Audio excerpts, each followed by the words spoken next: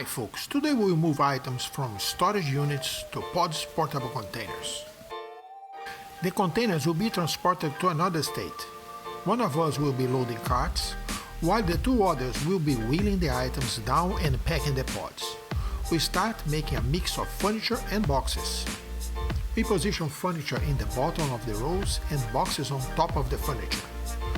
Doing so, we avoid boxes to be crushed caused by too much stacking. Pods containers are stacked in their warehouse, causing the roofs to bend down a few inches. We leave some space between the top of the rows and the ceiling to avoid damages to the items. We also try as much as possible to interlock all items. There is no glue on the shrink wrap we apply, but just by contact, one item gets stuck to the other, making the pack job firm and stable.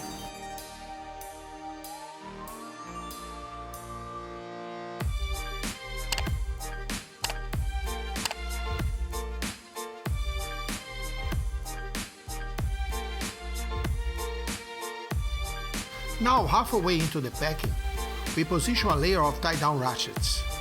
These will provide additional load stabilization.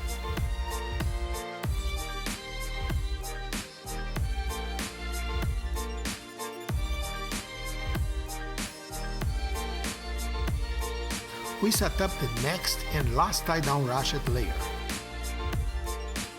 Here goes an important note. There are no places to hook tie-downs on the last frame post near the pod's door. So, if you are packing the pods yourself, remember to set up your tie-downs on the third post before the packing reaches the door, or you may not be able to do it.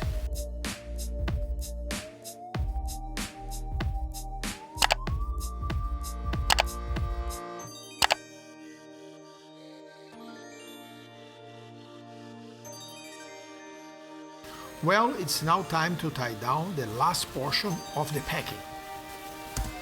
If you enjoyed our video, please share it, like it, and subscribe to our channel.